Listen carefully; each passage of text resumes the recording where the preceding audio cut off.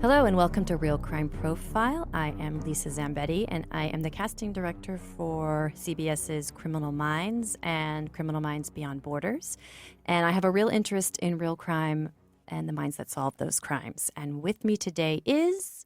I'm Bobby Chacon, retired FBI agent and currently the technical advisor on Criminal Minds Beyond Borders. I'm Tim Clementi, also a retired FBI agent and a former police officer with the St. Louis Metropolitan Police Department.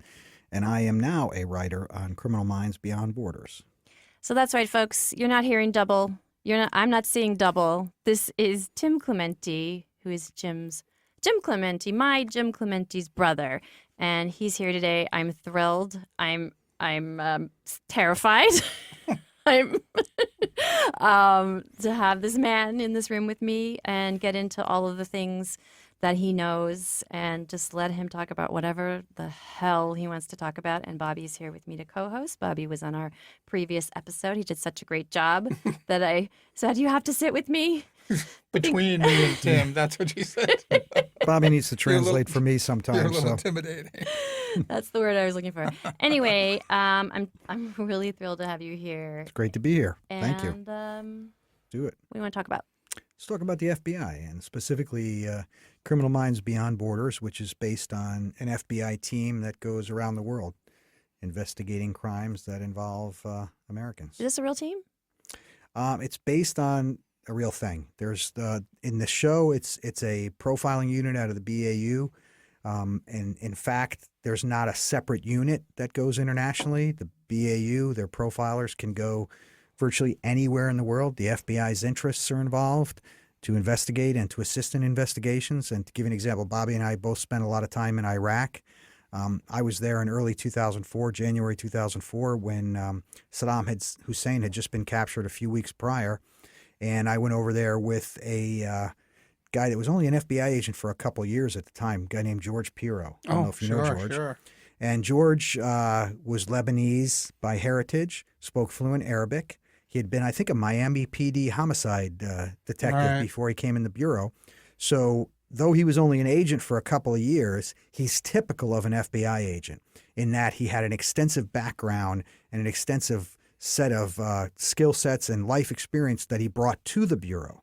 He didn't gain all this experience in the bureau. He brought it to the bureau. So the bureau, knowing he has these skill sets, sends him over to Iraq, and he spends the next 6 months one-on-one in a room with Saddam Hussein. He did the main interrogation of Saddam. He is the only human being Saddam Hussein saw every single day for months and months and months. But what George had in his back pocket was a team of 2 or 3 profilers from the Behavioral Analysis Unit, the BAU, Quantico. Those agents were there to choreograph every interaction between George Pirro, the FBI agent, and Saddam Hussein, the leader of Iraq, who, by all accounts, killed hundreds of thousands of his own citizens. But it was a totally choreographed session every minute of every day. And it was used to break Saddam down. And so literally, like the first day, George comes in and introduces himself, and the BAU agents are telling him how to react to everything. And if he says this, do this. If he says this, do that. If he do, and they're coaching George. George goes in, starts to introduce himself, and Saddam Hussein gets very uppity and says, "I'm the president of Iraq, and I demand." Whoop! George walks out the door, closes the door. It's 24 hours before Saddam Hussein will see another human being again. So George comes back the next day, walks in, and, "Hi, I'm George Pirro with the FBI," and Saddam Hussein, "Ugh." I think it's by like day 3, Saddam's like, "Please don't leave. Just sit down, talk to me." And the BAU choreographed that. They said it was amazing what they did. And I was talking to George. I wasn't involved in these interrogations. I was working terrorism cases in Iraq at the time. But I saw George almost every day and the BAU guys. And my brother was in the BAU at the time, my brother Jim, the other FBI Clementi. And so seeing the way the BAU was so prominent in this and how they're thousands of miles away from the round table at Quantico that you see every week on Criminal Minds for the last 11 years. They're internationally. They're over there literally interrogating one of the most wanted men in the world. George was developing all the information, all the evidence against Saddam Hussein that would eventually be used to prosecute him in an Iraqi courtroom. And the reason the FBI was trusted and George Pirro was trusted is he had cultural awareness. He had family from the Arabic world, spoke the language, was a homicide detective, so he had done hundreds and hundreds and hundreds and hundreds of really harsh interviews and interrogations of suspects that were murderous. Saddam Hussein was exactly that. And so you have the BAU going over, marrying up with George, getting on the ground and doing this, and it was extremely successful. And so I talk about that because that's the FBI working not in Cleveland and not in Chicago and not in New York, but in Baghdad, Iraq. And in fact, we work around the world. So my dad, I was asking my dad, I said, hey, I'm going to go on the show with this FBI agent who does, international terrorism. And he said, there's no such thing. That's CIA. FBI does not go internationally. And this is the one time in my entire life that I knew something that he did not know. But I'm sure people get confused about that because we associate the CIA with gaining that kind of I'm intelligence. still so surprised that we get that question. But we have in almost every embassy around the world, and each year we're adding more. So, I mean, I think we're right now the Bureau... 80, 90? They're like 84 or 86 embassies where the FBI has what's called a legal attaché. And an attaché is somebody that has an official position in an embassy. The legal attaché is because there are the America representative to that foreign country's law enforcement. But what they are is they're there to create a relationship with the authorities in that place, in that city, in that country, and maybe in multiple countries. And as an example, in, I don't know, it was 1998 or 1999, there was an assassination of a Bosnian cabinet official in Bosnia, in Sarajevo, Bosnia. It was a Croatian official. The Bosnia-Herzegovina has a three-part government. It's Bosniaks, Croats, and Serbs. Every agency and entity within the government has to have representatives of all three. And so one of these individuals, a cabinet-level official, is killed in his car. There's a bomb placed under the floorboard of his car. There were 2 mercury switches on the bomb. The Sarajevo is built in a valley, and this is the main drag right down the middle, and that's when the car goes boom, so that the most number of people would see it. And it was a message. It was an assassination, and it happened less than a block from the U.S. Embassy. So the U.S. ambassador happened to come out of the embassy to find out what was going on. Obviously a big explosion. But what he was most horrified by was coming out onto this crime scene. Here's the bloody victim who's not even dead yet in the car still. The car is destroyed by this explosion. It was a very precise explosion. The driver didn't even get injured. And on the scene are police officers, Sarajevan police officers from the local police force and their federal agencies are all on the scene there. And they're pointing guns at each other. The Croats are pointing at the Serbs saying, you did it. The Serbs are pointing at the Bosniaks saying, you did it. The Bosniaks are pointing at the Croats saying, no, you killed your own guy to make it look like we did it. And literally there are 50 cops around the victim in his car threatening to kill each other. The U.S. ambassador comes out and sees this is not good. This is a situation where this country could cease to exist on this very day because it could turn into a civil war. And so the U.S. ambassador said, stop, don't let whoever did this destroy your country. And they all turned to the U.S. ambassador and they said, then you solve this. You're an outsider. You don't have a dog in this fight. You do it. So the ambassador's standing there, bunch of cops with their guns pointed next to a bloody car and a guy still in there. He hasn't even been pulled out of the car yet. He calls the director of the FBI, Louis Freeh, and says, Director, I need some people here right now. I had 43 minutes to get from Quantico onto a plane, and with 6 other FBI agents, a team of 7 of us were sent there immediately. There was a commercial flight. It got us on the ground quickest, taking a commercial flight. Ordinarily, we would go military if possible. We landed first in Vienna, Austria, and the reason we landed in Vienna is because the legal attaché that handled Sarajevo, Bosnia, we did not have a representative in the embassy there. The closest one was Vienna, Austria. We have one now. We just didn't have one then. We didn't at that time. And so this individual was responsible for Sarajevo. So we met him in the airport. Then we flew to Bosnia, got to the airport in Bosnia. We met with the regional security officer from the State Department in a men's room. There was 2 women on our team and 5 men, but we all went directly into a men's room in the airport so we could have a private meeting because being a former Soviet republic in the Balkans, security is always an issue. So we want to be able to talk about something. We go into a men's room, we're turning the water on, flushing toilets so we know there's probably no listening devices in the men's room. And also, we did it because the RSO brought guns for us, so we could each be armed before we left the airport. That would be the State Department's regional security officer. Thank you. So it wasn't a terrorism investigation initially. We didn't know what it was. And ordinarily, the rules on when an FBI case will be opened or FBI agents will deploy is when Americans are involved, American officials are involved, or American interests are involved. Now, in this case, what are the American interests? The American interests are the United States ambassador not wanting to have a civil war evolve in front of him in a country that he is there as our chief diplomat. And so what he did was call for the FBI. Louis Freeh immediately responded. We were on a plane. We were there immediately, and we were there for weeks working this case. And we were working with the Sarajevo police, Bosniaks, Croats, and Serbs every day, working this crime scene, taking the car apart, developing all the evidence we could. And it was an amazing experience. We also had the first day, we got there the same day, and we got there right before nightfall. And we wanted to get pictures of the crime scene because we were going to move the car to the police station. And so we're trying to process the scene. And this isn't like working. I was a cop in St. Louis before. It's a rough town, but it's not Sarajevo, Bosnia, and it's not Sniper Alley. So we're not only in a rough town, in a rough country, but we're in the worst part. Sniper Alley is where people get shot. I don't know if you remember from the 1990s, but there were images on the news every day of women running down the street, running away from sniper shots. It's a hostile environment. I ended up going and talking to one of the CIA guys at the embassy, and you talk about whether the FBI and CIA are over there. So we're there as FBI agents. The CIA knows we're there. We work in cooperation in intelligence collection when we're overseas. But I had to turn to this CIA guy, typical spook in a trench coat and everything else. I didn't know who he was. I just said, hey, I need to get up in the air. I need to get a helicopter and take some photographs of this crime scene. Do we have a helicopter? And this guy steps up in a trench coat and says, just follow me. How you doing? I'm Tim. And he said, I'm Bob. I said, nice to meet you, Bob. We go to we go to a French Navy or French military base, and we walk in, and Bob all of a sudden is talking perfect French to these French guys. I don't speak a word of French. Un, deux, trois is about as far as I go. Next thing you know, a bunch of French guys come out with cameras, throw me on a helicopter with them, and we fly over there.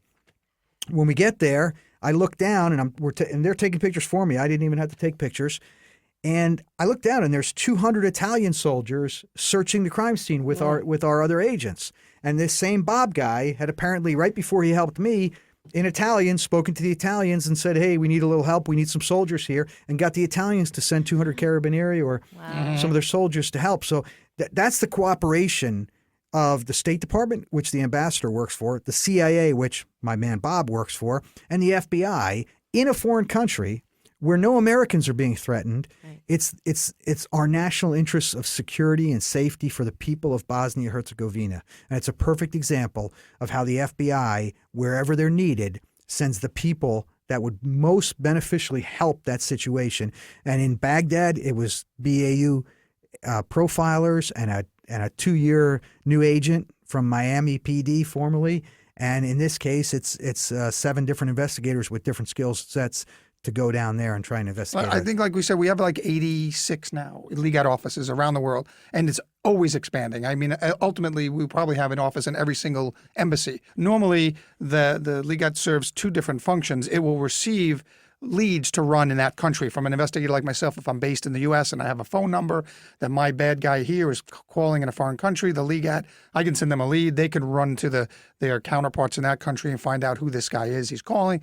The other one, so that's a reach back, and the other one is reach forward, where they can reach back to the U.S. and pull out assets like Tim's describing and be operationally on the ground. So I was in Athens, Greece for about a year for the Olympics in 2004, the Summer Olympics. So I was arranging for different teams to come over at different times in the lead up to the Olympics to train the Greek authorities in security and counterterrorism, because we had just had Salt Lake 2 years before. So now and then come the Olympics time, we had 125 FBI agents on the ground in Greece, right? No one would expect that. So all those people that had come the year previous, over that previous year, had then come to Greece and were just standing by, embedded with their Greek counterparts, just in case something happened. And if I can tell you one quick case that the FBI worked, it's kind of an unusual case, but it shows the reach of the Bureau. in the 1990s, there was a woman killed. She was killed in Brooklyn. She was found dismembered in Brooklyn, and the local police, NYPD, were primarily on the case. They were working it as a homicide. Since it was just a straight homicide, it's not an FBI investigation.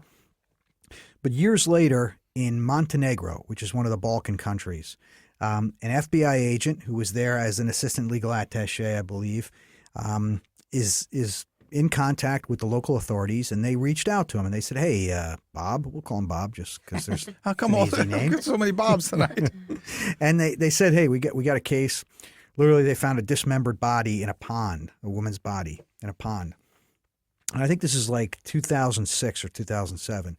And so this FBI agent calls the behavioral analysis unit, and he says, "Hey, we got a body. I don't know what to do with it. I don't know what forensic skills the Montenegrins have, but I'm wondering if you can come here, maybe take a look at the body and see if there's anything you can profile from it about the offender." So 2 BAU profilers fly to Montenegro, and when they get there, the body is decomposing by this point, and they're not sure what to do, and they're trying to get as much physical evidence as they can off the body, but they're concerned that the Montenegro authorities don't have the capability. So they decide what might be best is if we take the body, fly it back to Quantico, and then in Quantico, we have our forensics experts work with the BAU and try and evaluate the body. So the agent that was first contacted, my man Bob, ends up flying back with the 2 BAU guys back to Quantico with the body.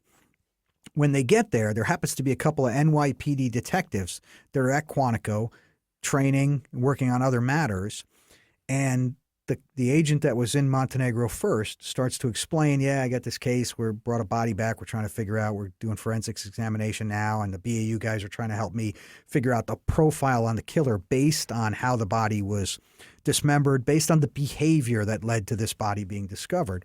And one of the NYPD cops says, "I picked up a case like 15 years ago that I inherited from another detective when he retired." And he said it was a woman that was dismembered in New York. And so the agent says, really, tell me about it. And he said, "Well, I don't really remember that much about it. I just know that we had a suspect that disappeared somewhere.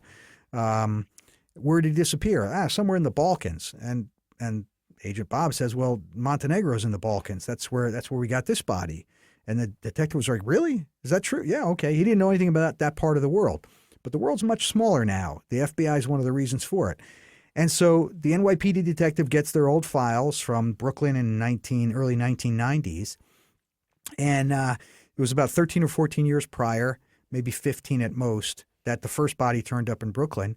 And he says, "Well, we had a suspect, but he disappeared, and he's Albanian. I don't know if Albania is anywhere near Montenegro." "Yeah, they're next door neighbors." "Okay, well, this is the guy we were looking at. We thought he might be good for this killing because he knew the victim, but he disappeared before we could do any more investigation on him." And it turns out that guy is now living in Montenegro. So now the FBI jumps in, joins with the NYPD, and they say, "Okay, let's figure out if we can retrace this guy's steps." They find out the guy had lived in Belgium for 5 years.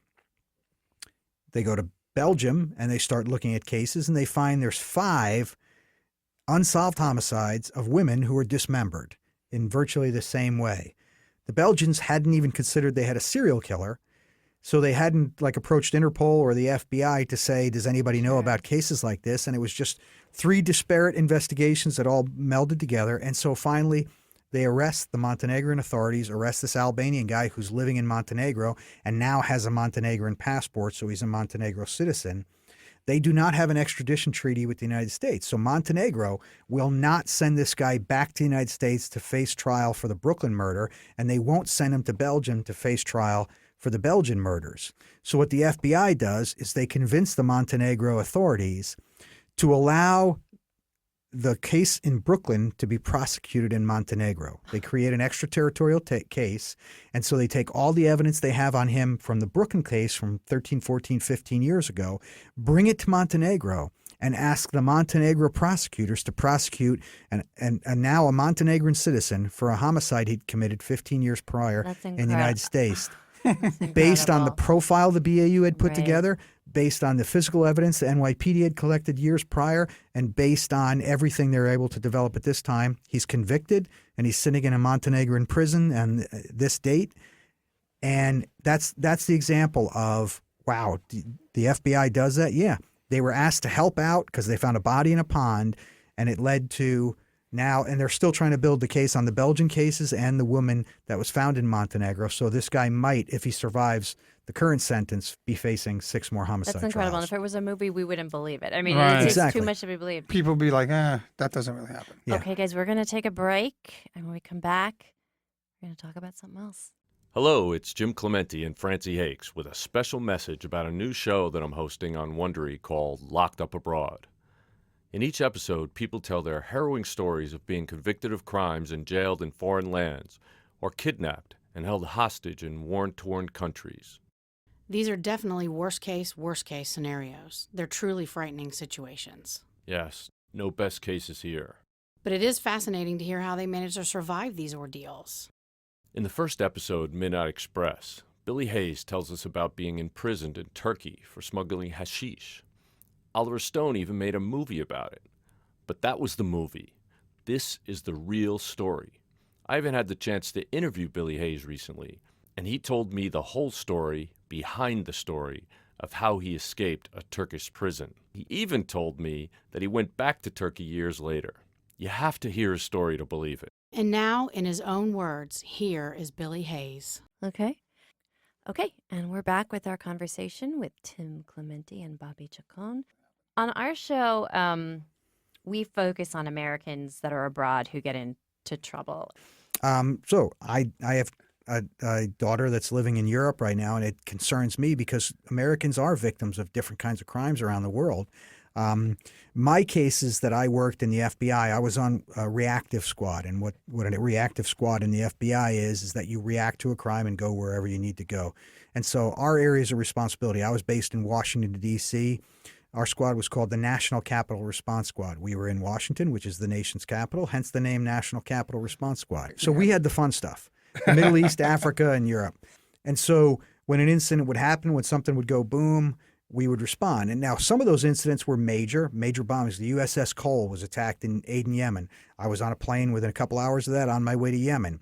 When U.S. embassies in 1998 were attacked in Dar es Salaam, Tanzania, and Nairobi, Kenya, we were on a plane flying over to Africa. And this is like I said earlier. There's so many different overseas components to the FBI. What Tim is describing now is part of the Rapid Deployment Team program because they can support this type of activity. And it was if a incident happens in that area of responsibility, as long as the host nation, which our legat would be responsible for, invites us in, those 4 officers could deploy their rapid deployment team, which in effect is a mini field office. In theory, what you would do. In practice, normally it's some specialized units. It's very tailored to the situation. But in theory, what it would be is you take all the different assets and all the different capabilities of an FBI field office and you transport them to that foreign country. It depends on what's needed. So like an It's incident like the scalable. embassy bombings, we sent hundreds of agents over there because we had to work major crime scenes and conduct huge investigations. The evidence alone, going through it all, it takes weeks and weeks and weeks to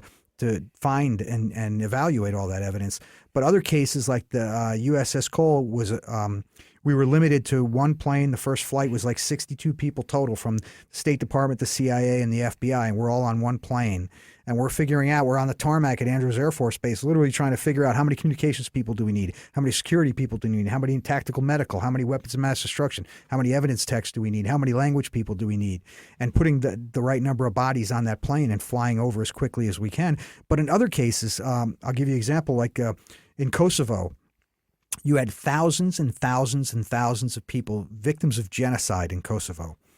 And a couple of our agents went over there and they spent years in Kosovo digging up bodies and identifying them using DNA. They had lines of people waiting weeks and weeks online, Kosovo citizens, coming to give their own DNA and a photograph. This is my brother that's been missing for 7 years. Mass graves. Yeah, thousands and thousands of bodies buried. And again, there's no Americans there. There's no American dead bodies, but these agents are there to help the Kosovo people find their lost loved ones and bury them properly. But another case was there was a couple of Americans that were in Uganda in the jungle guerrilla watching. and they disappeared. It turns out they were victims of robbers with machetes. They just got killed in the jungle with machetes, and whatever possessions they had on them were stolen. But they were American citizens, disappear in the jungle. Their family hasn't heard from them for whatever period of time.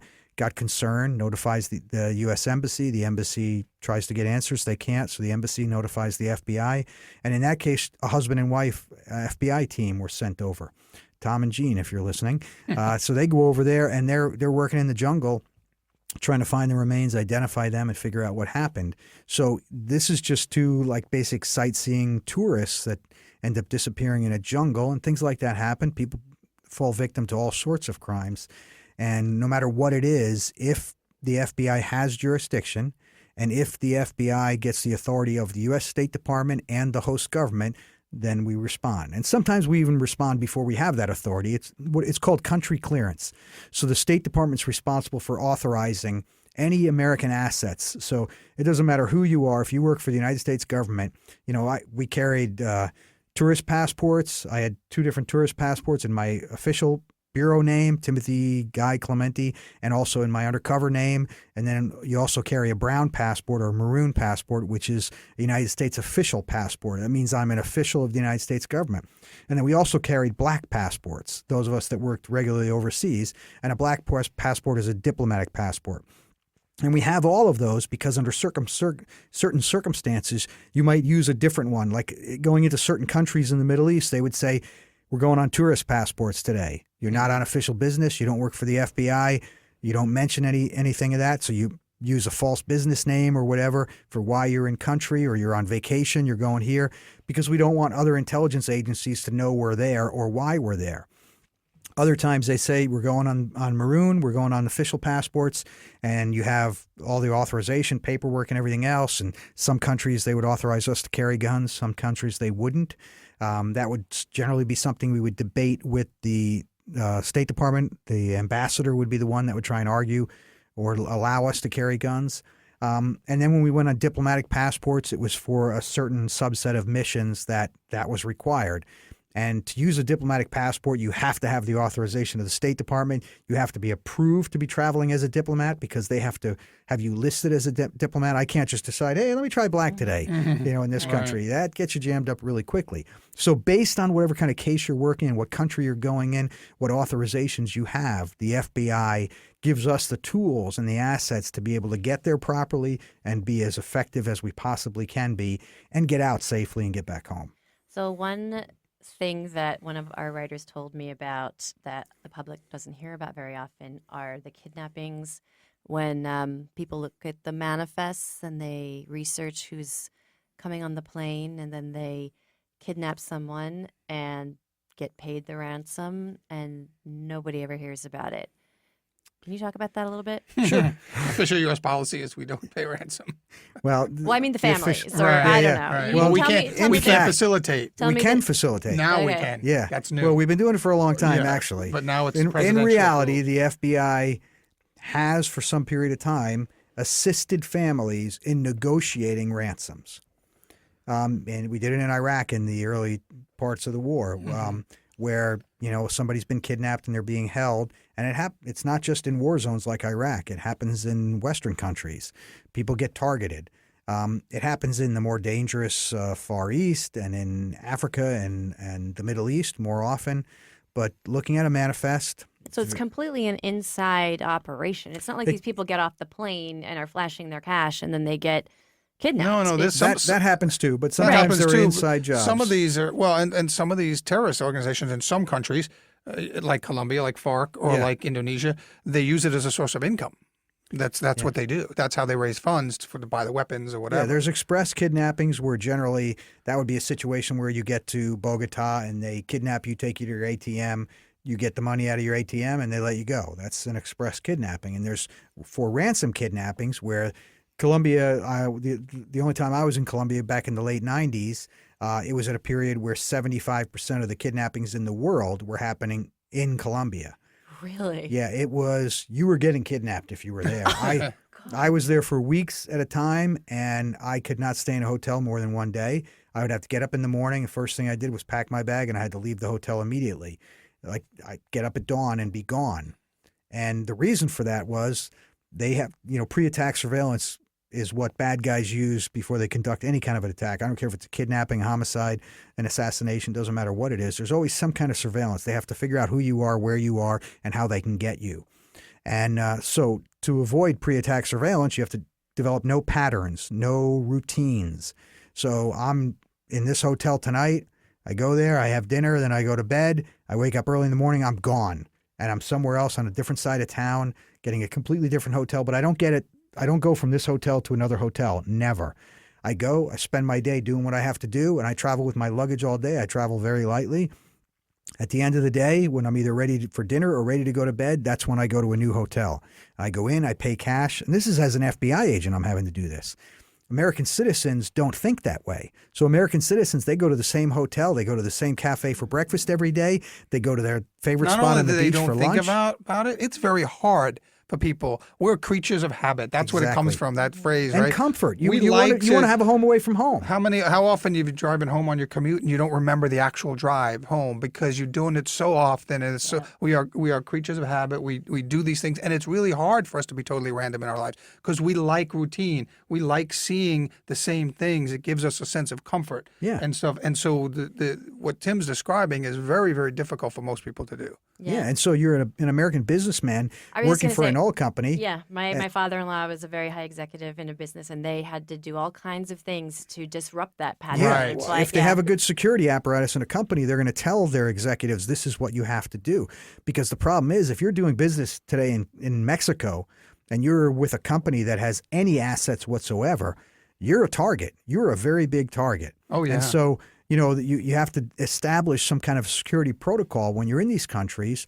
And that security protocol is going to mean no routines. If you drive from point A to point B, say you have to go to the U.S. Embassy every day, and then you got to go back to where your company is located. I'll give you an example. There was an American brewery that was considering buying a Mexican brewery. And so a few of their executives at the last minute before the sale was complete, they were doing due diligence from the books, but they wanted to go down there and visit the sites, see the actual brewery, and for themselves see it before they pulled the trigger and made the actual decision. And so there was a little bit of concern because the Mexican cartels literally controlled that area. The Zetas and other cartels had absolute control. The police, the military had no control over these areas. It was strictly the cartels.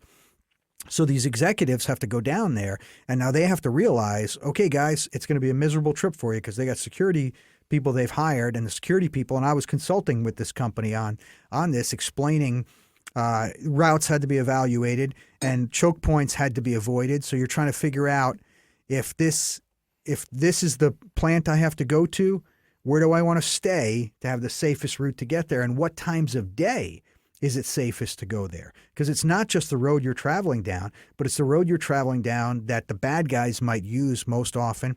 And so from an intelligence standpoint, what a lot of companies do, and there's a lot of private sector companies that do this now, is they evaluate social media and they create false personalities. And they put those false personalities into the internet, into the social media world, and they attract the bad guys. So if you're worried about the Zetas, the Gulf Coast Cartel, whoever it is, they will, over a period of weeks and months prior to you needing the intelligence, they will seed the waters. They will put chum out there.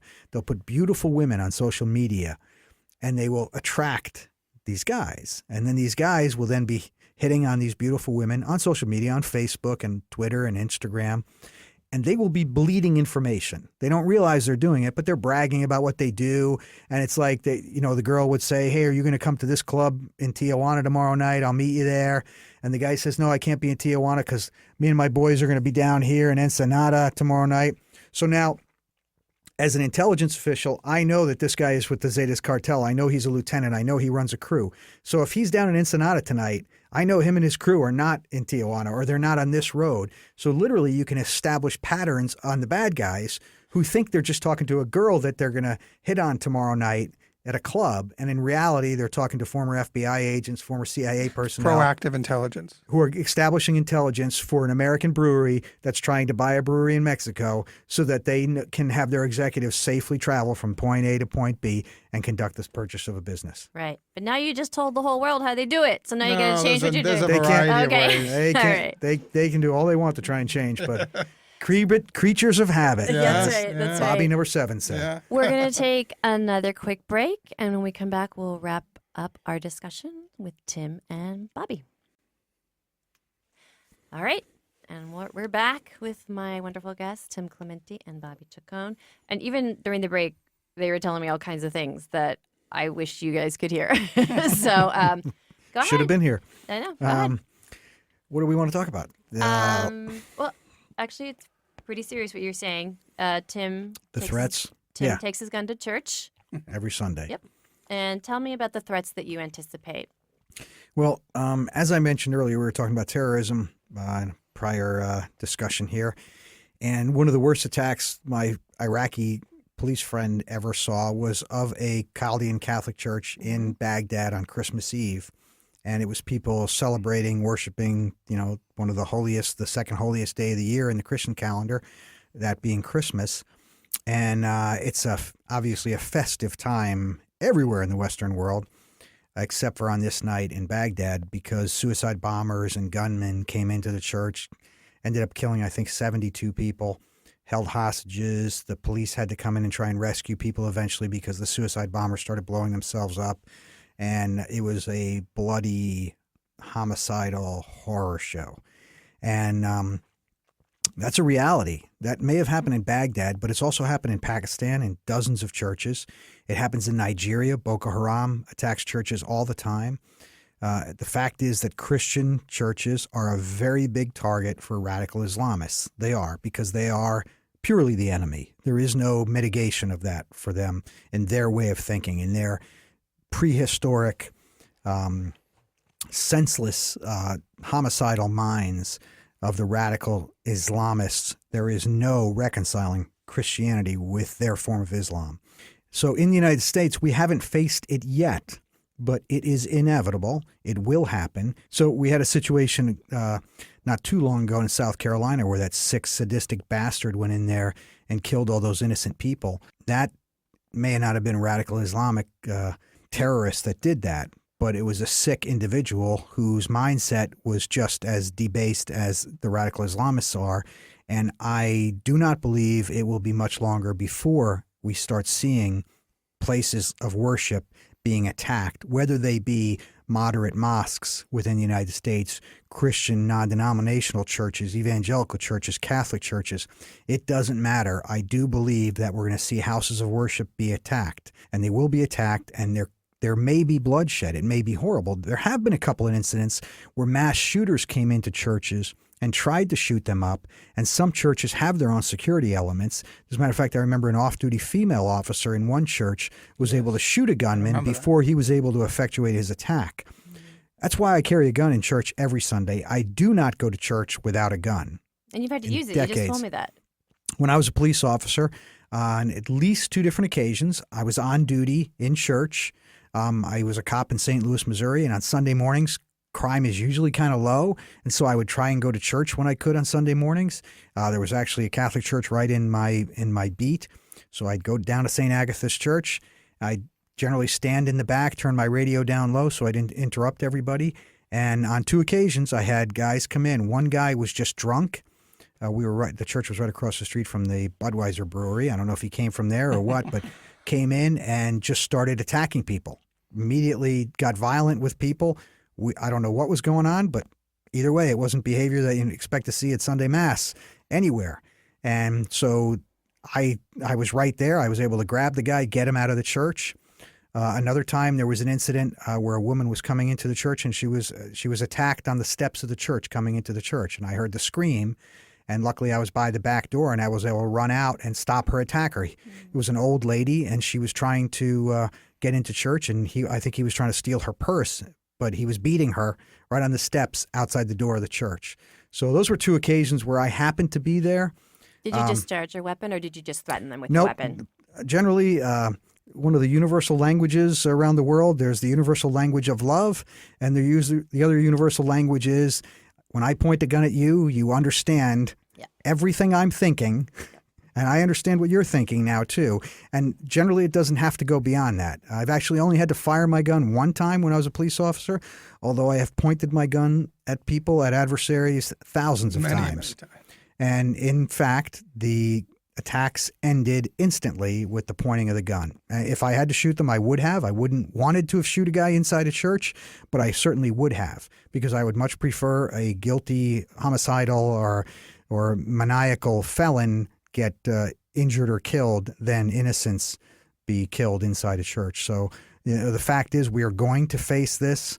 It's something, when we saw what happened in Nice, that's a reality. That's a reality. Can happen I anywhere. think it's really going to happen for us, if I may opine, that it's going to happen in a shopping mall. It's going to happen in a football stadium. Well, for, it's for going a to lot happen. Of people. It happened at a Unfortunately, it's going to marathon. happen. Yeah, it's going to happen in Right, all exactly, those places. exactly. It's going to happen everywhere, and eventually we're going to face it where they will hit multiple targets. And it doesn't have to be a football stadium; it can be a little league game. That's right. That's Soft something targets that are rips soft at your targets. absolute soul. Yeah, the fact Yeah. is that I mean, some people don't like to hear it, but a good guy with a gun is able to stop these things in many, many cases. And without that, we cannot rely on law enforcement to be there for us. So why do I, as a private citizen, I'm a retired FBI agent, I'm not active duty, I'm not obligated to carry a gun anywhere. But I do it because I feel obligated being in that building with all these other innocent people, that I'm there not only to protect my family who's sitting in the pew with me, but everybody else's family that's in that church. Because if something does happen, I'm going to react and I'm going to go towards that gunfire immediately. And I Sure, hope there are sure. other people that will do the same. But we need more people, and we have many that are willing to do this, because that's what it takes to stop an attack. Something like Nice. You had the individual on a moped or a motorcycle that, I don't know if you saw that in the video, he's riding alongside the truck as the guy's going to stop barrel him. people over, and he ended up getting killed. He ended up getting run over by the truck, but he's trying to climb in the driver's door to stop the shooter, and ends up getting knocked down by a pole or something like that, or the curb, And fell under. gets Yeah, run well, over. Yeah, I definitely don't want to get into a gun debate whatsoever. I would trust you with a gun. I would trust you with my You children. don't trust Bobby? I would trust Bobby. I would trust Jim. I would trust Laura. But there are so many idiots that I would not want to have a gun. I mean, you can say that you're retired and all that, but you are a highly trained. You're a I am, freaking but- sniper. Don't even sit there and say, "Oh, I'm just a retired." But let me guy. just tell you, I went into the police academy before I was in the FBI. I was in the police, and I went to the police academy, and I was the top shooter from day one all the way through See? as a private citizen. Well, So I don't take the opinion that the state needs to verify my capability. I trust the individual. I trust you don't. to defend yourself and defend your family. You know I do. what? Let me tell you something. I trust you to drive a truck or a car, and yet that was used to kill 84 people last Let me tell week. you So something. I was alone in the house. I must have been like 14 years old, and two men tried to break into the house, right? And terrifying. Terrifying. And, parents are working late, all that, and my dad comes home and I'm like, oh my God, this happened. He walks me to the clothing closet and takes out a shotgun and he goes, here, this is how you use this. So next time use that. And I'm like, I don't think that this is a good idea.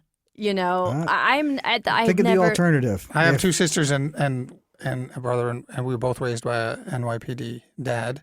And they from the time as my sister's older, so by the time since the time I can remember, she knows how to use a revolver, and we always had the availability to protect ourselves in our own home. And my dad always made sure we had that ability. And Yeah. All of my I don't kids- know I can't tell you what age I started at, but as far back as I can remember, we had the ability to protect ourselves in our own home. Yeah, I all my understand kids that all. too. Yeah. But it's people fear the tool and not the person. And the fact is, no matter what the tool is, and by tool I mean the gun, or in the case of Nice, the truck, that's just the tool. It's the bad guy. It's the mind. It's the criminal mind that is the threat. Sure.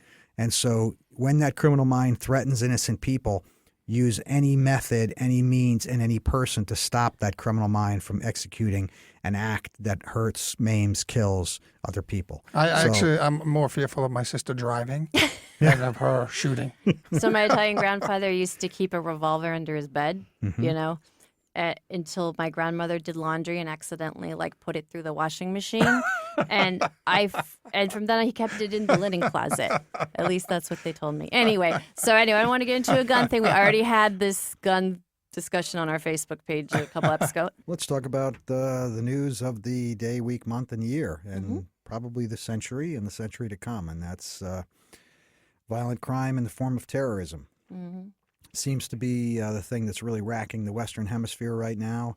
Recent attacks in Paris, of course, last year, Belgium in the past several months, and then in the United States with Orlando and San Bernardino. And then, of course, the attack in Nice, France, using a truck and not other weapons of mass destruction. I think what we're looking at is the changing of Western civilization, the changing of the free world. Unfortunately, it's hard to remain free, to maintain the liberties we have, the freedom of movement we have, the freedom of association, when we know that there are people that want to interfere with that by coming in and killing innocent people. It's very, very, very difficult for a society to maintain that liberty while maintaining security against attacks, especially like Nice attack, where a guy drove a truck down a promenade with thousands and thousands of people celebrating Bastille Day in Nice, France, and 88 are killed, or 84, I believe it was, and 202 injured. It's a traumatic event for any society, and there's really no way to prevent things like that and allow the events to go on the way they do now. Exactly. And I think all of us who are parents, we go to sleep at night. It keeps us up. It wakes us up in the middle of the night. And when I was in Italy last year with my little boys, taking them back to where, my grandparents were from, it was on my mind constantly. And not knowing, are we safe? Where's the exit? It's just constantly, it's something that follows me around. Of course, I saw the picture of the father from Texas with his son at the baseball field. 10-year-old It's boy just or whatever. unbelievably heart-wrenching to see on a family vacation. They're out for a stroll, and he's with his 10-year-old son, and to see them on the baseball. He was the coach of his little league team and things like that. And horrific, horrific tragedy. And so it reaches out and it touches people in Texas with an attack in France. Worldwide. And yeah, it is. And that's why I'm saying it affects the Western world, because that attack might have been against France on Bastille Day, but it was against the Western world. It was against civilization. Because the enemy in this case, and it is an enemy, and we are at war against this enemy, and finally we're starting on our side to recognize we're at war and to respond with at least the verbiage of it being a war, because they declared war on us long ago. We just didn't recognize it, and we haven't been fighting it as such. We've been fighting skirmishes and small battles and trying to defeat, in the war on terror, defeat individual groups or individual people at certain times. But this is an ideology, and the tough thing about fighting an ideology is it's worse than a liquid. It's worse than a gas. It can permeate any boundary and get to an individual that you never expect could be radicalized. I mean, we look at cases in the United States and we see that this is going to be going on for a very, very long time. What's going on today, is that different in your experience than what has gone on in the past? Or It's a continuation. I know a lot of people like to say that, well, this is in response to, these attacks are in response to us invading Iraq in 2003 or us going to war in Afghanistan. And that's based on absolute ignorance of who the enemy is and what they want and where this enemy evolved from. To say it doesn't have anything to do with Islam is a fallacy. It does. It is not the majority of Muslims, but it is waged by Muslims. They come out of that community. And having been a counterterrorism agent for more than a decade for the FBI, I worked almost exclusively with Muslims around the world. Literally, some of my closest friends, including my best friend and my business partner, are Muslims. I mean, I've been in business with, I've started foundations with, and I work very closely with. I'm the godfather to a little Muslim boy because my best friend had the boy and he wanted me to be there at the birth. I was in the hospital when the baby was born. I am now the boy's godfather. So this isn't coming out of the extreme that I hate Islam or I hate Muslims. Understood. I don't. I disagree with it theologically because I'm a Catholic. I just happen to disagree with the theology of it. But I don't disagree with the people. I have many, many very close friends. The problem is that the radical Salafist form of Islam, the Salafists are the real extremes, and what they want to do is go back to the olden days. Literally, it refers back and reckons back to the 7th century. That's where they want to be. They believe that all knowledge that was needed to be known was known at that time. And so they believe all of civilization beyond that point, all of civilization is basically amoral because it doesn't come from that foundation. It doesn't end at that point. So radical Islamic beliefs started in the 7th century, and from that evolved the belief that we need to go back in time. We need to go back to the old days, the old ways of life.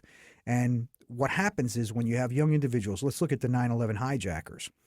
You have that group of individuals, most of them from well-to-do or middle-class families. These aren't the poor that are looking for jobs. That's another, Right, yeah. there is a subset of people that are like that become radical Islamist terrorists.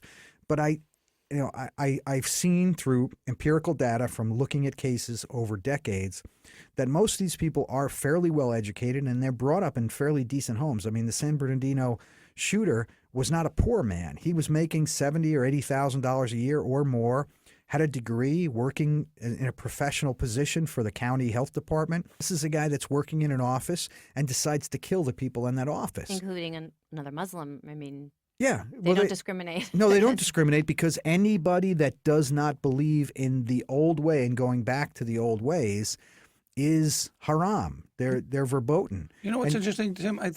Do you think that their methods have been increased or that's helped them to have this new age of technology and internet? I think they've become way more effective at spreading the ideology than we are in fighting it. And that's the problem is if you look back, let's talk about Boko Haram, another group. It's in Nigeria primarily.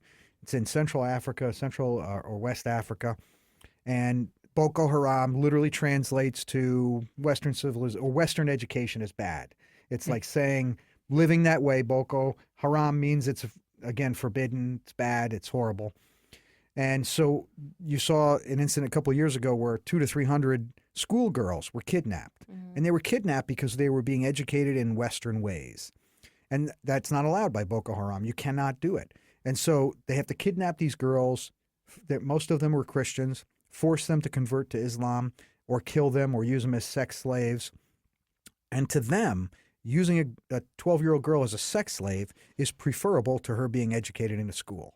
Now, how do we relate that? How do we take a 21st century mind and evaluate that on a reasonable basis? We can't. You can't debate it. You can't argue with it. You can't say, but wait, look at how she's learning science and math. You can't try to reason with it. No, there is no reasoning. Right. And that's the problem is that a lot of people have tried thinking if we show them how good we are, they won't hate us anymore. No, they hate us precisely because of that.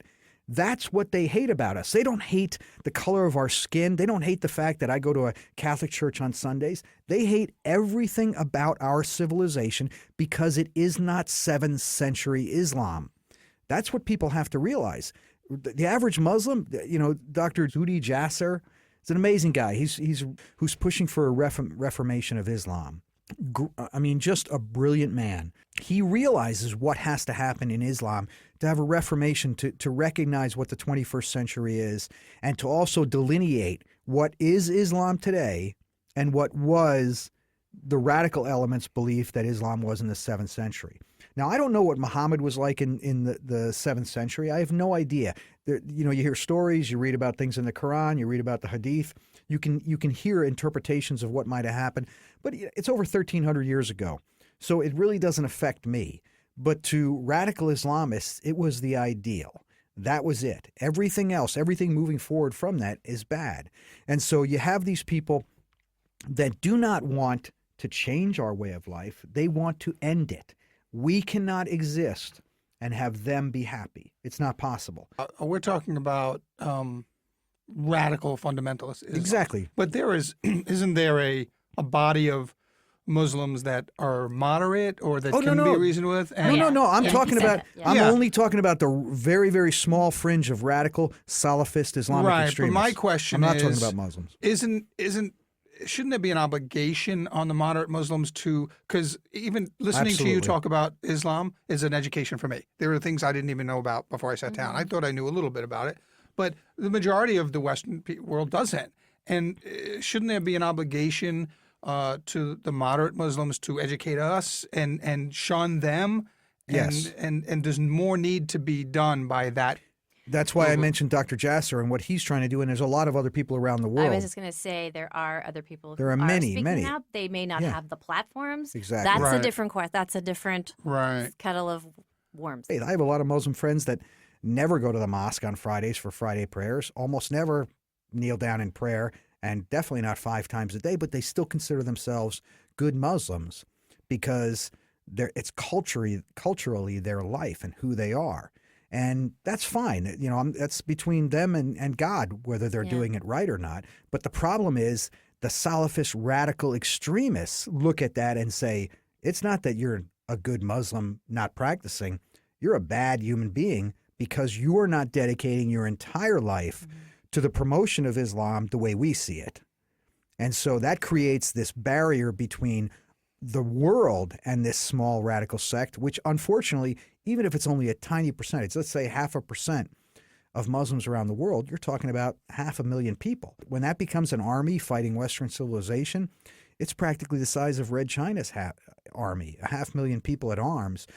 So what we're facing is trying to delineate them, identify them, and stop them while maintaining our laws and our constitutional protections in the United States and throughout the Western world, which allow you to give hateful speeches. It allows you to have hateful thoughts because we're not mind readers, and we don't ban ways of thinking or ways of talking. And the more radical the speech is, the more politically oriented the speech is, the more it's actually protected by our Constitution.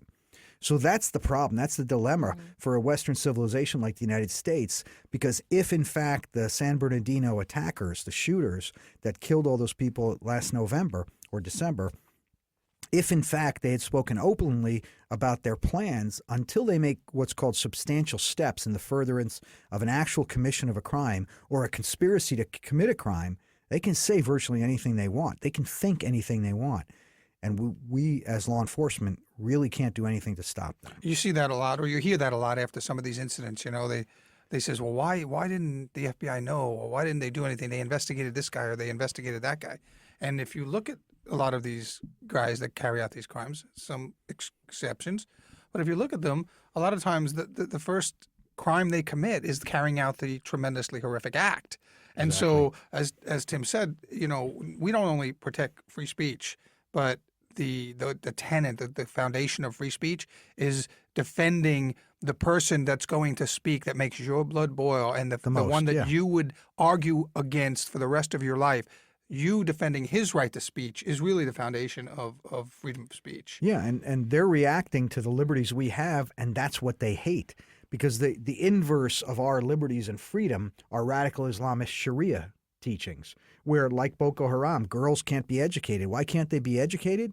Because they should be docile and subservient in their way of thinking. Again, we're talking about a 7th century ideology that I know a lot of people like to blame George W. Bush for having invaded Iraq, and that's why we're having terrorist acts. No, it has nothing whatsoever to do with any of that. Go back a few decades and look in 1979 when radical Islamists were taking over in Iran, taking over our embassy. These attacks have been going on for decades.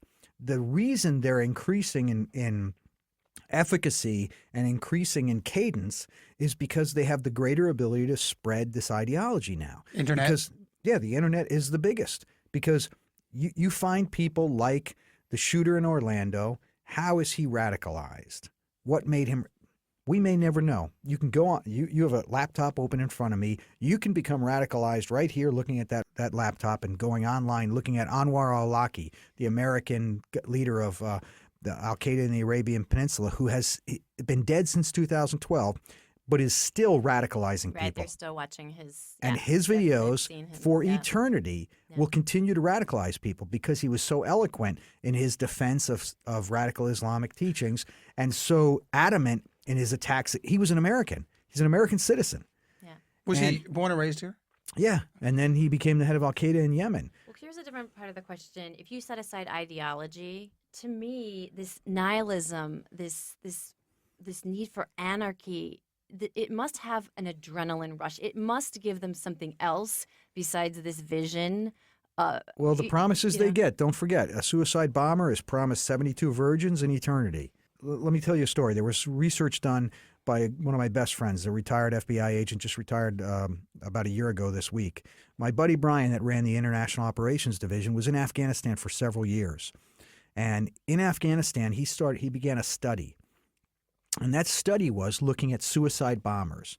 And what they had was they had captured more than a dozen suicide bombers whose devices had failed or at the last second had been captured before they could go boom, or for some reason had had hesitated and Lost didn't their blow nerve. themselves up. And so they had a dozen or more of these guys, and then they had several more that were captured before they had gotten to their intended target. So they had a pool of these individuals that they then started to in-depth interview and interrogate. And what they found from those interrogations was, if the suicide attacker is more than 20 years old, 21 or above, he was promised the 72 virgins, eternal sex in heaven with young virgins. That's basically what he's promised. If they're 20 or below, they're promised cinnamon buns. Here's the worst part. The families are told you'll be given a payment of $25,000 if you give us your 15-year-old son to blow himself up, or your husband or your brother to blow himself up. The family will be given $25,000. When the FBI recovered the money that was given to some of these families of suicide bombers, they found that it was photocopied money, American 20s and 50s and 100s, printed on white paper in black and white ink. It wasn't even green. Didn't look at all like real. I mean, anybody from 100 yards away could tell it was fake, except the poor people in rural Afghanistan that thought they were giving up a son in exchange for, or the son was giving up his life in exchange for prosperity for their loved ones and eternity in heaven with either cinnamon buns or virgins. That's the reality of it. So again, can you, living in 21st century America, comprehend saying, I will kill myself and kill all those innocent people over there at a shopping mall or at an airport, because I know God will love me for killing those and bludgeoning all those innocent people, and he will love me so much for doing that I will get the cinnamon buns or the virgins, or maybe both. Maybe I'll get 70 virgins and 2 cinnamon buns. Maybe there's some combination deal I can get. But just try and wrap your mind around of course that you can't. In hearing you talk about the ones that they were recruiting out of the fields from these obviously poor families, but earlier we talked about the demographic of the 9/11 bombers being middle class and the San Bernardino bomber attacker having a good job and with obviously benefits and a job that a lot of people in this country would like to Yeah, have. see, those are self-directed attacks. When you have like the 9/11 hijackers, the San Bernardino, you get people that are educated, you convert them. Right. Generally, they have a background in the Well, hard that's exactly what I was going to sciences. ask you. So in the spirit of Criminal Minds, is there a profile of a terrorist, and is that profile different from an attacker who, like San Bernardino, is going to go in with a handgun or guns and shoot, versus the terrorist that's just going to be directed to strap a suicide vest on and walk in and blow themselves Generally, up? when you're looking at suicide attacks, where they're going to be directed attacks, where they're saying you're going to drive this truck to there, I'll build the bomb for you, I'll do all this. All you got to do is either drive the truck or strap this vest on, go into that meeting, you blow yourself up. The directed attacks are generally people at the lower end of the socioeconomic spectrum. The problem is that when we get into the bigger attacks like 9/11, San Bernardino, and others, we look at the recruitment method as being very different. There's usually some form of, well, I don't know the proper term to use, but people that are at a bad place in their life. They're either petty criminals that have had problems, or like the guy in Nice whose wife was divorcing him. Right. Those are some of the triggers. But what we see a lot as far as the profile of the people is they're usually well-educated, and they're not only educated, but they're educated in the hard sciences. And why is that key? It's key because if you're all right, like say you're a philosophy major, there is no black and white in philosophy. Everything is gray.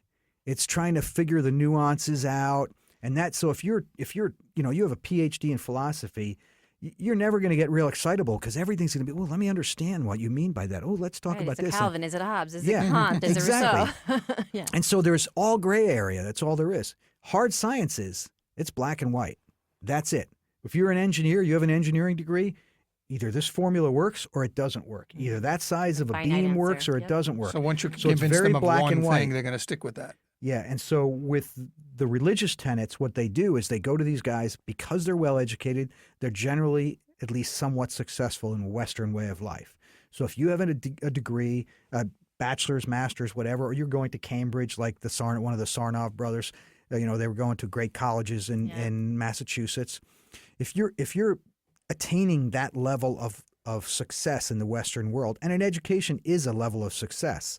When you're coming from the third world where you don't have the possibility of advanced education, you can't even get past second grade in Afghanistan.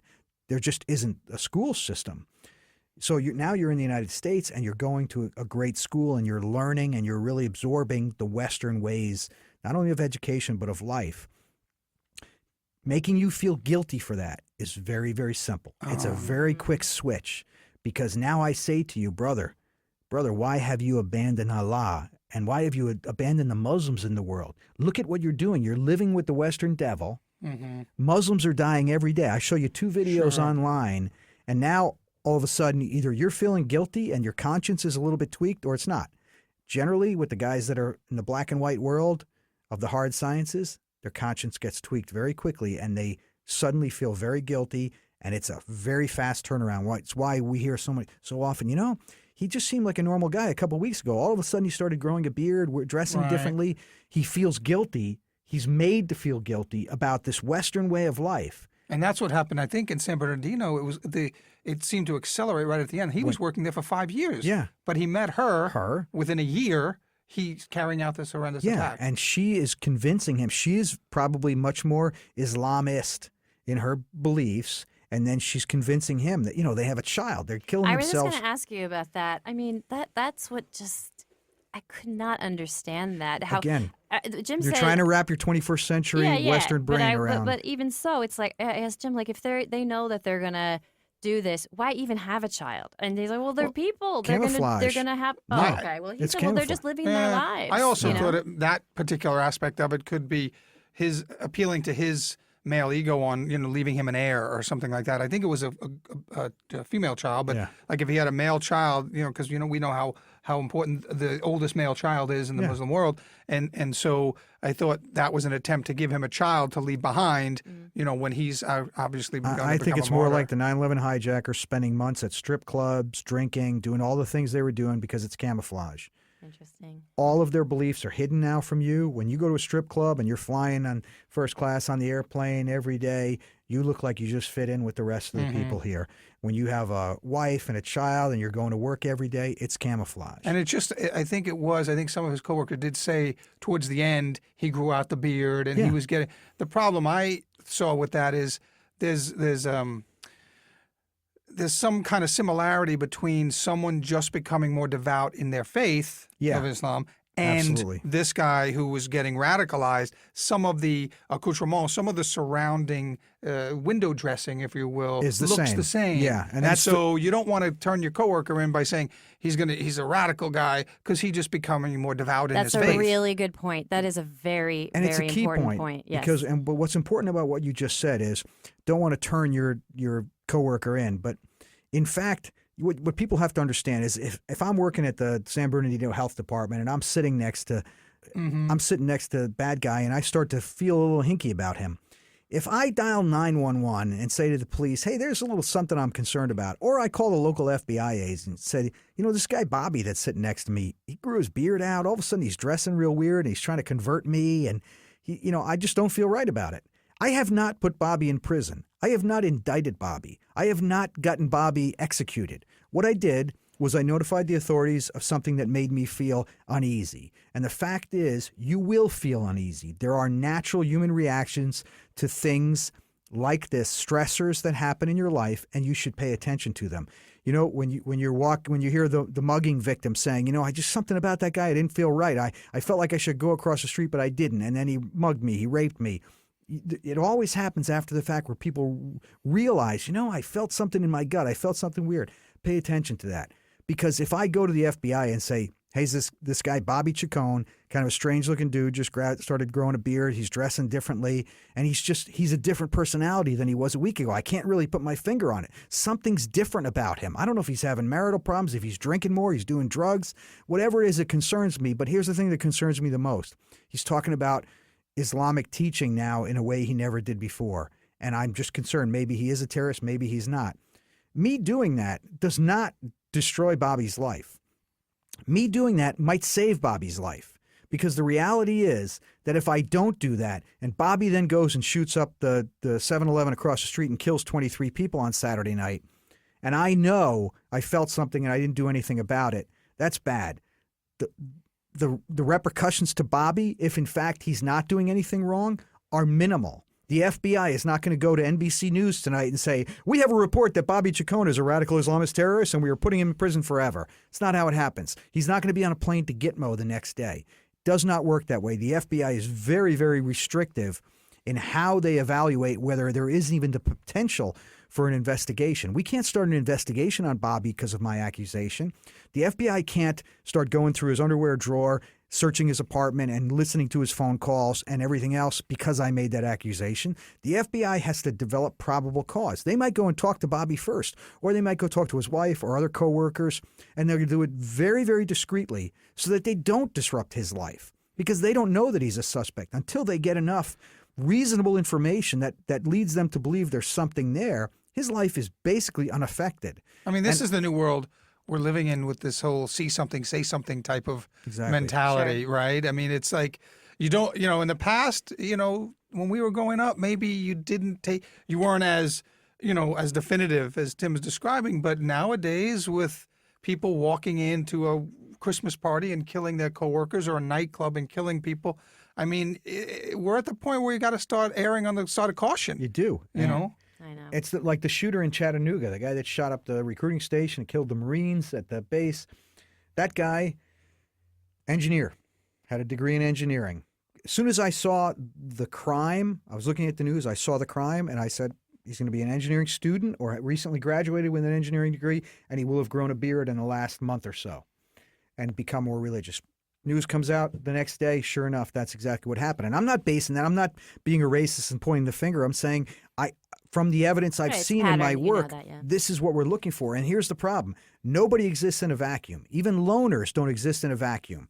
They have to, there was a guy, I think it was the Orlando shooter or somebody recently who had gone into a gun shop. Oh, no, it was a guy in Virginia who was arrested for attempting to commit a terrorist act. He was arrested before he could do it. He had gone into a gun shop to purchase a gun. The gun shop owner felt hinky about him. And there was something about him. He didn't like the guy's attitude. Something about him alerted the gun shop owner, and he refused to sell him the gun, and the gun shop owner contacted the FBI. The FBI began an investigation, and it turns out the gun shop owner assisted in that investigation, and lo and behold, the guy was trying to get guns and build bombs to commit a terrorist attack. And so that's an individual that some people might say, if it turned out this wasn't a terrorist, somebody might say, well, see, you racist, you see what you did? You went out. First of all, racism can't be applied because we're talking about a religion, not a race. But they would make accusations against this gun store owner. He's doing what has to be done. It's unfortunate. I didn't make these rules. ISIS did. Al-Qaeda did. Anwar al-Awlaki made these rules. They were the ones that decided that Western civilization should be destroyed. And this is a surreptitious army. They are hidden everywhere. Again, when I say everywhere, I don't mean all Muslims. I mean they're hidden everywhere in the world. They're hidden here in San Bernardino, California, Chattanooga, Tennessee. Really? There's no place that we won't find them. The problem is we have to open our eyes and look for them. I'm not saying point the finger at a guy because he has a beard or he's wearing a dish dash. I'm talking about behavior that is abnormal, that is out of the ordinary, that makes you feel like something has happened to this person. If you know them and you see them changing, you are obligated to report that. I have absolutely no law enforcement cred, but I am an expert at being a human being. So I'm just, all I can offer is what I've experienced. And I know, I think we were all in New York on 9/11. I know I was. I know you were, Bobby. I was actually in D.C. near the Pentagon. But I think the thing that shook me the most is when I found out that the hijackers were, like you say, highly educated, and everything that you say that shook me more than the cinnamon bun virgin. Because you're looking at it and saying, why would a guy that had a good job and a good education do that? Yeah. But the other thing I would say is at the same time, I was teaching in New York. I taught acting, and I also taught speech to reduce accents. And I had a Muslim student, and this poor kid, he worked the third shift at a Turkish bank. I mean, he was just working so hard. He was going to Columbia, getting his JD in constitutional law because he loved America. He loved the Constitution, and I would meet with him because he had to stand up and recite. Like, he knew the Constitution better than I did, and he had to recite it in front of a big hall in front of his professors, and I would like literally like go, drop your jaw, do this, and he would say, oh, Lisa, I hear you when I'm talking in front of my teacher, I hear your voice, and he was just the warmest person. And when I got pregnant by my husband and I couldn't really teach anymore, I was this big out, and he came to me. This guy was poor as a church mouse or a whatever mouse. He handed me A mosque mouse. In a this mosque case. mouse. Yes, yeah, there you go. And he handed me a $20 bill, and he said, I wish it could be more. In my country, in my culture, we honor teachers above all. Like that, you have the most important job. And I wish I could give, for each of your babies, I wish I could give you more. And I'll just never forget it. He was the hardest working guy during Ramadan. I mean, he was exhausted. And couldn't drink or eat Couldn't all drink or day. eat, and he had to keep going and work with me. And I always think of Ali. And when I had to finally say, I can't teach anymore, I'm like about to give birth, and he just was crestfallen. And I just will never forget him. And when people talk about Muslims and when something terrible happens and it's a Muslim, I just feel for him because I know how people will look at him. Yeah, Well, that's and the worst thing about and it's it. absolutely true. And you heard Tim describe his best friend as Muslim, and I have a similar experience when I was in Iraq. I had 3 interpreters, and I had a 70-year-old man who left Iraq when Saddam took over, went to Libya and taught English at a Libyan school for 30, 40 years, and then came back when Saddam was gone. And I would sit in the back of the classroom. I was a lead instructor on a course over there, and he taught me more about the culture and the language and their traditions and customs, some of which were outside of the religion, but it was just the culture of the region. And we all have these relationships with Muslim people, and so when sometimes we get a bad rap when we start talking about putting obligations on certain people and so putting certain restrictions on certain people, and the instant blowback is, oh, you can't do this to all. We know better than anybody the good side of Islam. And so when we propose some of this stuff, it doesn't come from that place that somebody opposing us would have it. Yeah. I mean, the fact is, we're not effective in fighting terrorism without the Muslim world. We're not. I mean, I have never worked anywhere. I worked in Bosnia. I worked in East Africa, in Tanzania, Kenya, Somalia. I worked in Iraq. I worked in Yemen. I worked in several other countries, all Muslim countries, working closely with Muslims. And I have very, very close friends from all those places because they're risking their life to help the Western world. Their world's being torn apart, but they see ours, and it like my buddy, my best friend. I'm not going to say his name because I can't, because his life is he's the number one target of ISIS literally in the world. Oh my gosh. And the worst attack he ever saw was an attack on a Catholic church, Chaldean Catholic church in Iraq, in Baghdad, on Christmas Eve several years ago. And it was the first time I ever heard him cry. And he said the worst thing is these were purely good people who never did anything. He said, when they blew up Shia mosques, the Shia were blowing up theirs, and it was like a civil war. But he said this was purely an attack on absolutely innocent people, and their happiest time of the year. And he went into that church to try and rescue the people, and there were suicide bombers in there, gunmen, and it was massive bloodshed. And it was the hardest thing for him to face. He had dealt with, he's killed hundreds of people himself, and he's been on crime scenes with thousands and thousands of dead. But this was the hardest thing in the world for him to see, because his whole life growing up, he had never, ever, ever heard of a crime committed by one of these Chaldean Christians there. He said they were just the most peace-loving people in the world, and they were always an example of what the Western world was like to him. Right. And it was so tragic and sad for him. And I feel the same way when I look at his world destroyed. Yeah. Well, I think we got to kind of wrap it up, and there's so many things I could still talk to you about. You guys have to come back. One of the things you asked about was recommendations. Yes, we're gonna do that right now. But one of the things I wanted to tell you is that I was so tempted to ask you questions about Jim as a kid. I really want to know all the naughty things he did, but we will save See that this for the chipped next. tooth? He threw a globe at me when I was 6. Well, my we call that a geography lesson. Yeah. But yes, now it is time for us to do our recommendations, and I am going to recommend a program that is, I believe it's also a charity, and this is the Sierra Club Military Outdoors Program.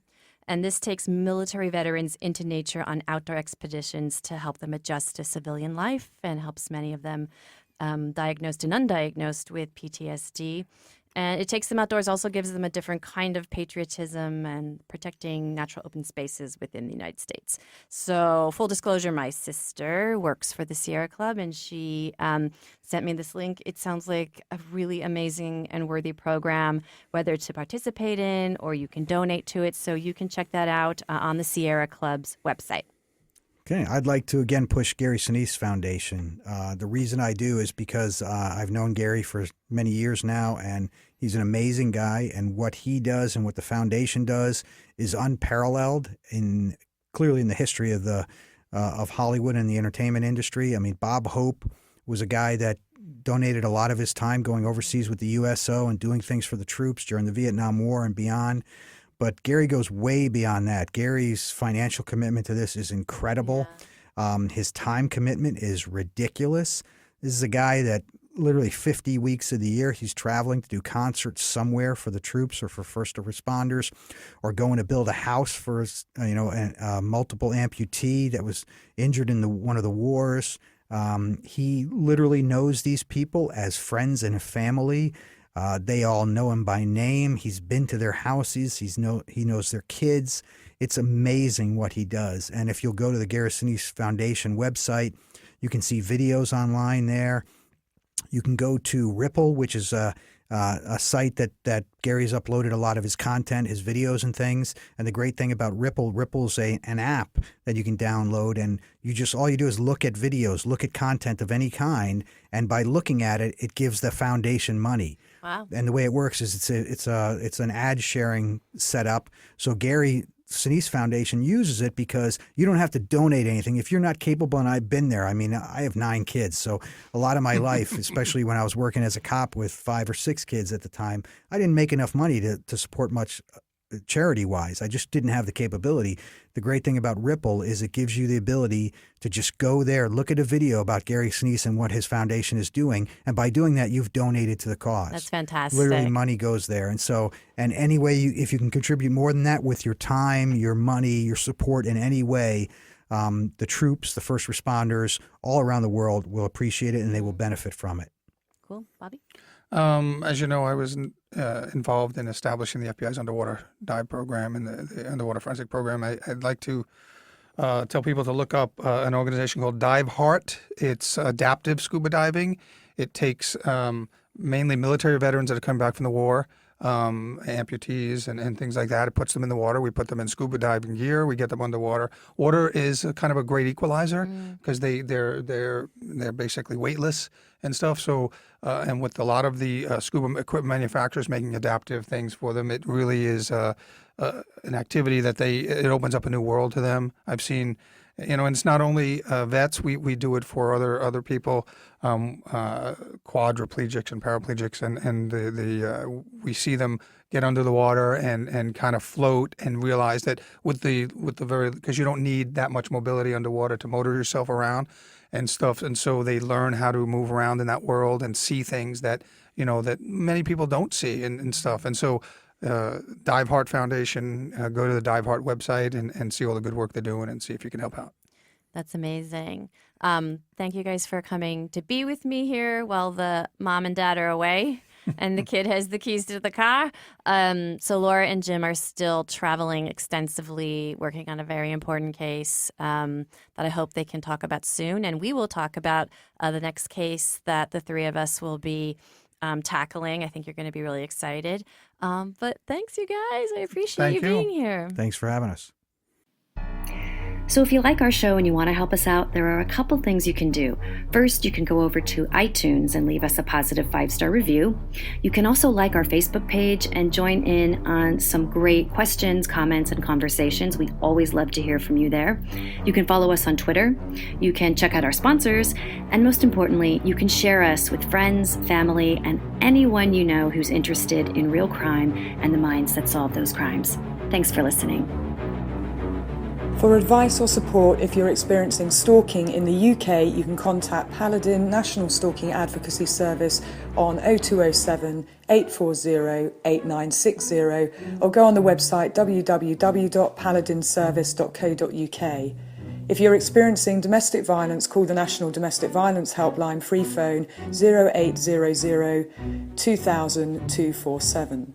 In the US, if you're experiencing domestic abuse and need advice, shelter, safety or counselling, call the Genesis 24-hour hotline 214-946-4357 or go on the website www.genesisshelter.org, or you can call the National Domestic Violence Hotline on 800 799 7233.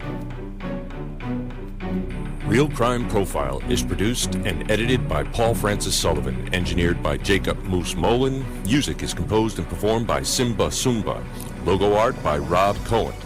Real Crime Profile is produced and recorded at Empire Studios LA by XG Productions. Real Crime Profile is distributed by Wondery.